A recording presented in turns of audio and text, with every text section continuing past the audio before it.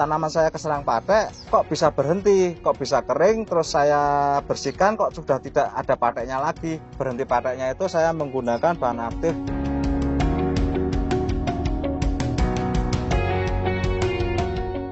Ya, bertanya masalah perawatan dan bibitnya, dikira saya itu sudah tahu, padahal saya ilmunya masih nol, Mas. Dengan berjalannya sambil menanam itu saya sambil belajar. Belajarnya juga tanya sana sini, tanya yang benar-benar tahu tentang pertanian. Jangan tanya yang senior tapi ilmunya masih ilmu lama. Kenapa? Karena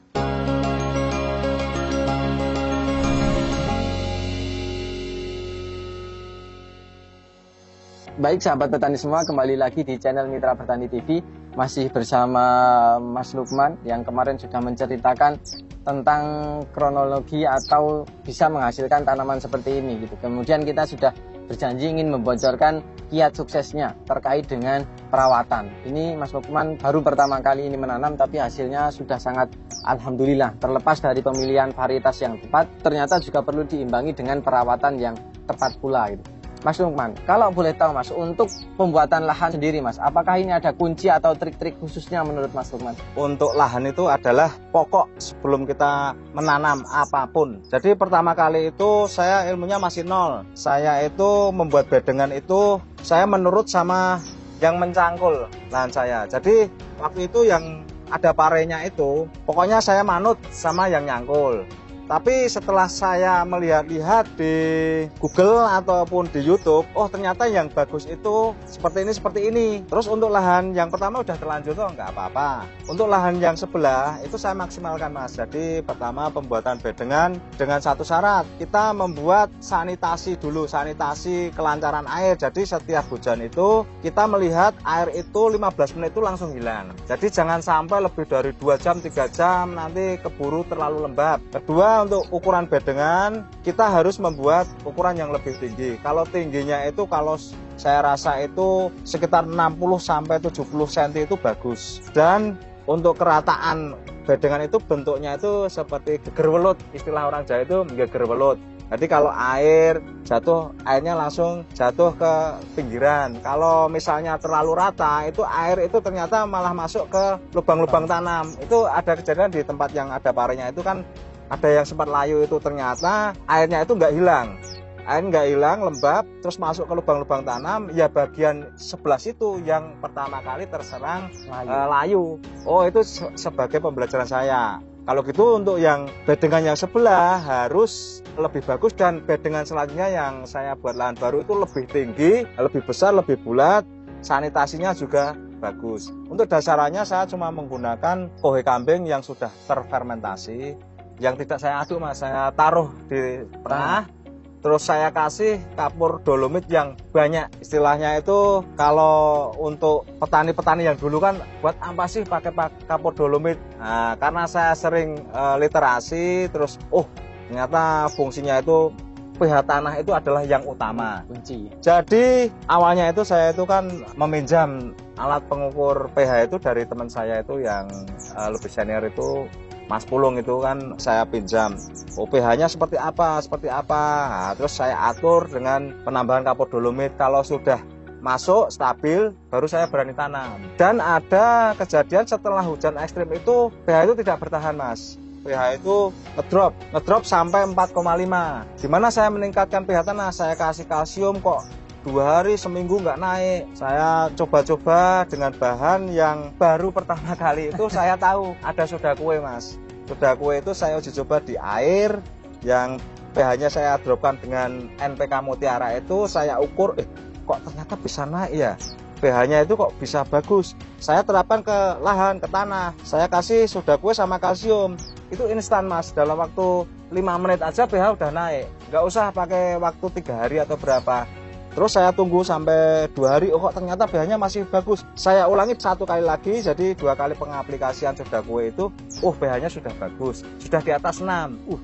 Nah, untuk tanaman yang kuning itu yang sudah daunnya rontok, tidak mau terubus lagi itu, karena pH sudah bagus, saya berani ngasih pupuk susulan Mas. Di samping-samping lubang itu saya tabur pupuk susulan. Ternyata tidak layu Mas. Padahal cuacanya ekstrim. Setelah saya kasih pupuk itu hujannya deras terus. Kok ternyata malah tanamannya bisa tumbuh terus lagi, berbunga lagi. Itu untuk tanaman yang sudah awal-awalnya itu sudah panen sampai buahnya mau habis. Yang lainnya ada yang buahnya belum habis masih banyak, tapi itu yang kerdil-kerdil itu kan buahnya duluan terus mau habis. Nah itu terus saya aplikasikan pupuk susulan dengan sebelumnya saya naikkan pH-nya dulu. Oke, sangat menarik dari Mas Lukman ini. Sebenarnya beliau masih baru pertama kali menanam, tapi karena daya juangnya atau rasa ingin tahu dan semangat belajarnya itu sangat tinggi, seolah-olah terlihat sangat paham gitu. Tapi beliau memang baru pertama kali ini dan memang tidak bosan-bosan untuk belajar ya Mas Lukman. Ya. Dan saya baru pertama kali mendengar ada namanya soda kue untuk menaikkan pH tanah. Kalau boleh tahu Mas, tadi sudah diceritakan tentang hasilnya. Kalau boleh tahu tentang cara aplikasinya, kemudian dosisnya itu berapa, kemudian ini sudah diaplikasikan berapa kali, itu gimana Mas? Nah ini khusus untuk tanaman yang misalnya sudah bagus, lainnya bagus, kok sebelahnya kok ada tanaman yang kuning, daunnya rontok, terus tinggal batangnya itu, kan tidak menghasilkan Mas. Otomatis kan saya pengen tahu, ini saya naikkan pH-nya dulu, katanya kan itu pH yang drop, saya ukur, memang ngedrop.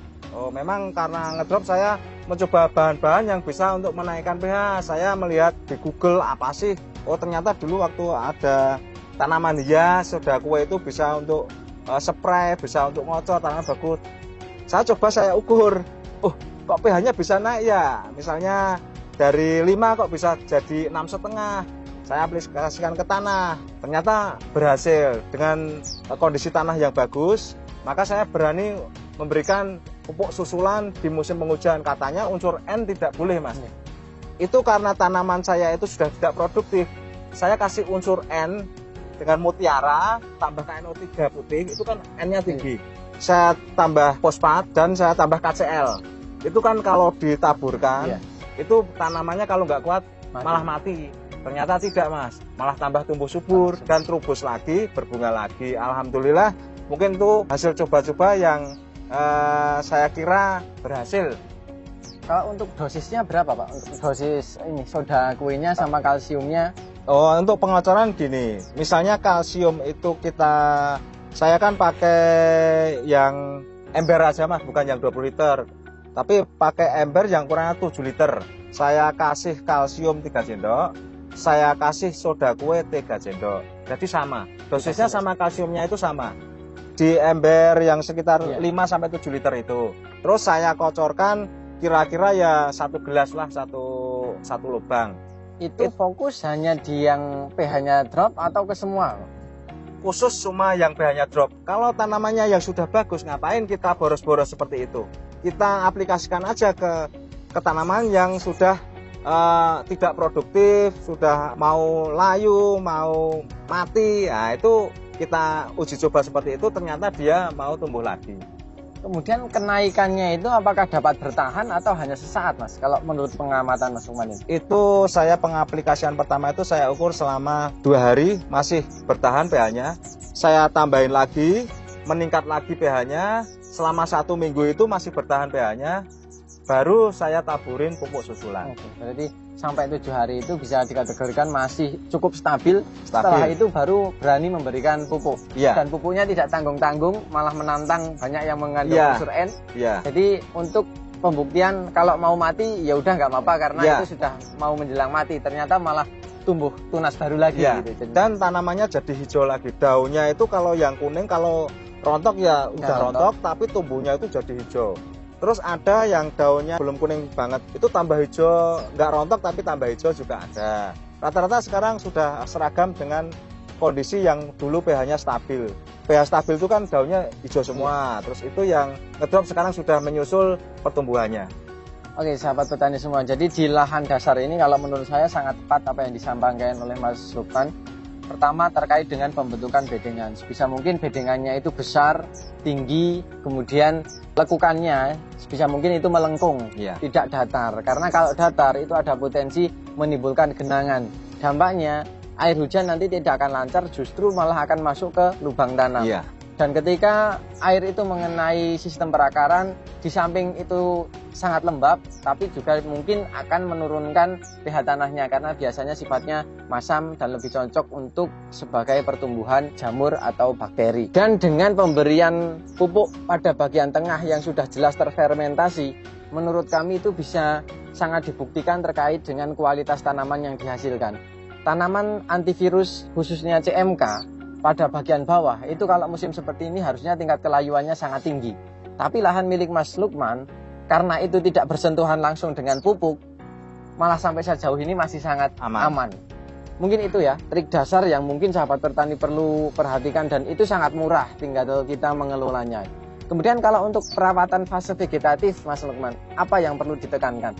Untuk vegetatif dulu, saya pertama kali ya umur 7 hari. Kalau waktu tanaman awal itu masih tidak saya kasih apa-apa, Mas. Jadi setelah 7 hari itu saya awalnya pakai Mordenfol, saya tambahin asam humat.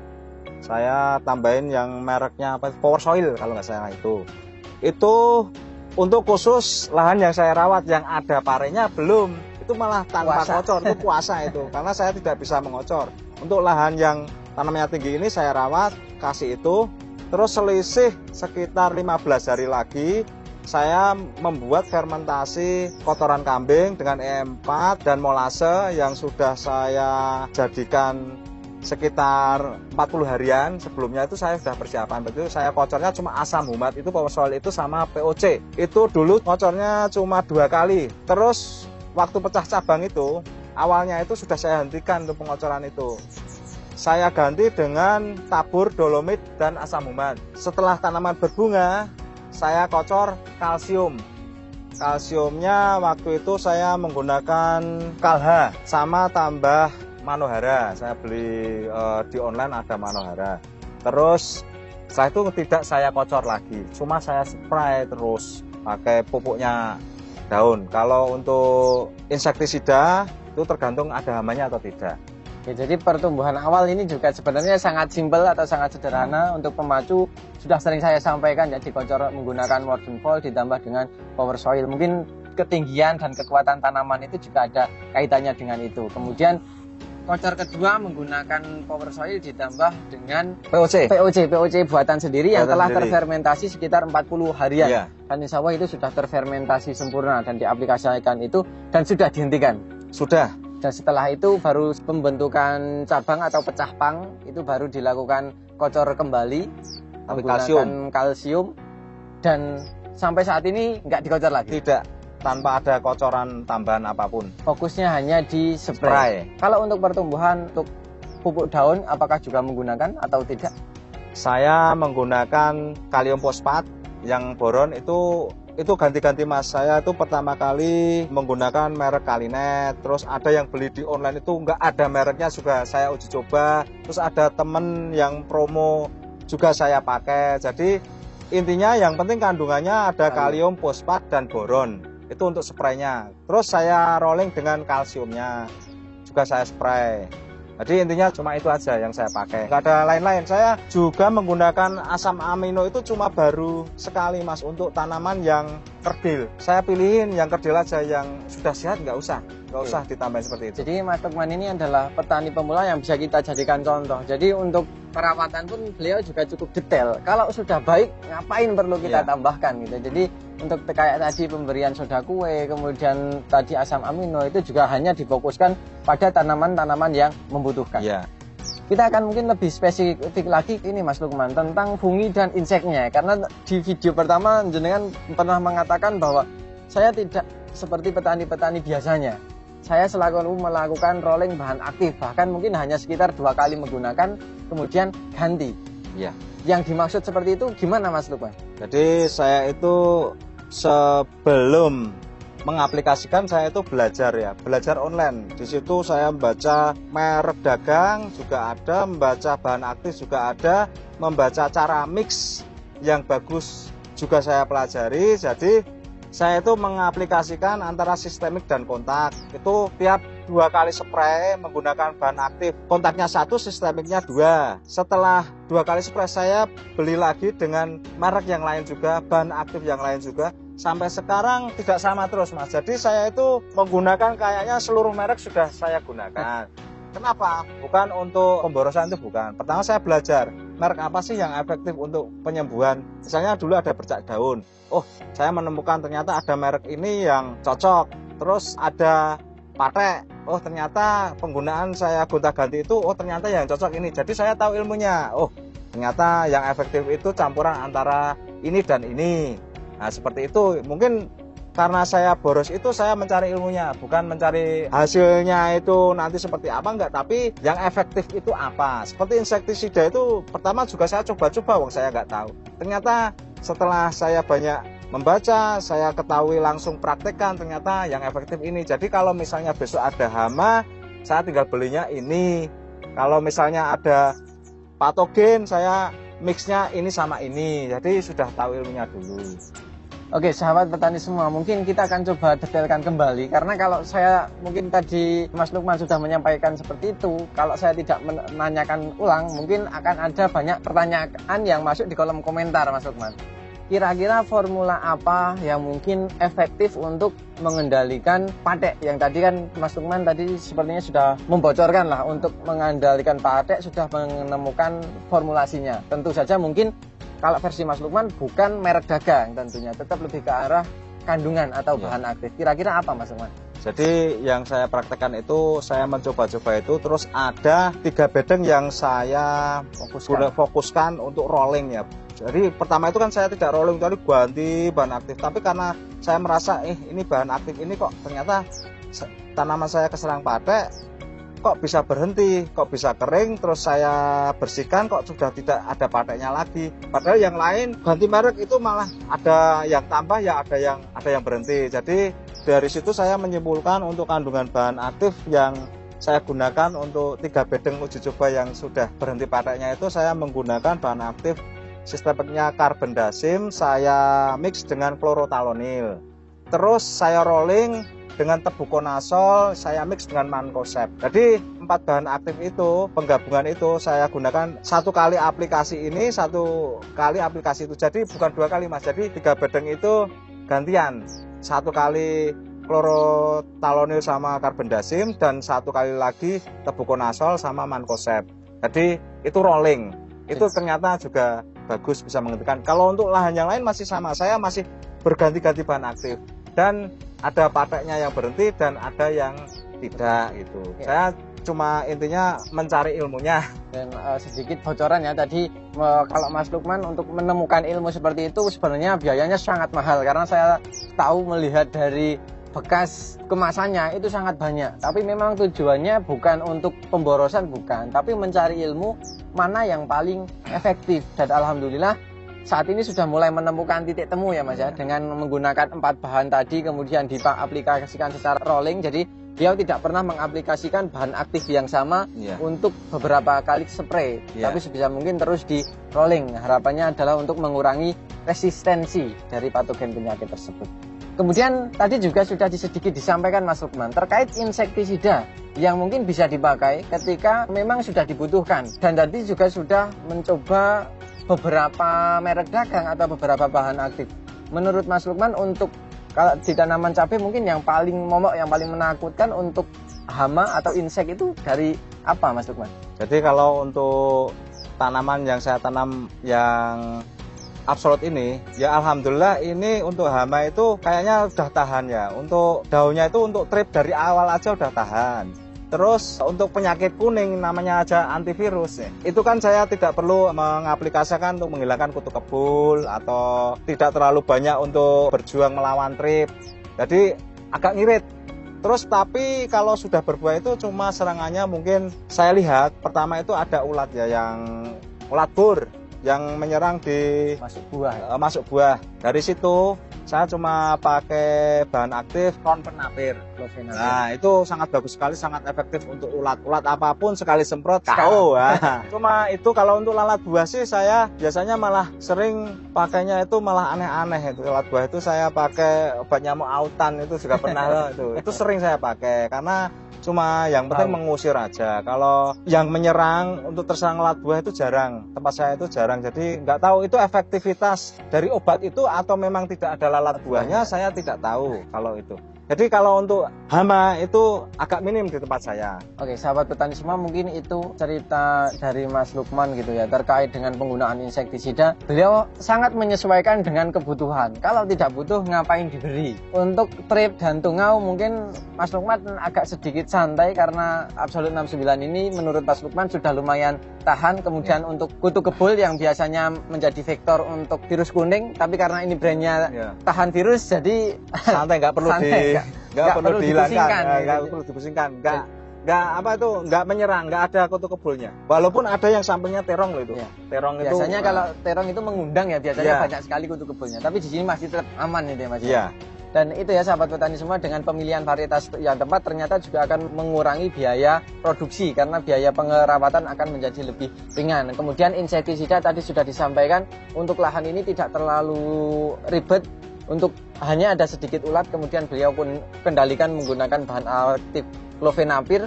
Ketika sudah tidak ada ya sudah tidak dipakai lagi. Kemudian untuk insek beliau malah jarang menggunakan, untuk lalat buah malah pakainya yang aneh-aneh. Ada kapur barus juga tadi saya lihat, kemudian ada autan juga. Tapi tujuannya hanya untuk mengusir. Jadi beliau tidak bisa menyimpulkan apakah itu efektif atau tidak. Bisa jadi karena mungkin itu juga bisa karena efektif, bisa juga karena di sini tidak terlalu banyak lalat buahnya.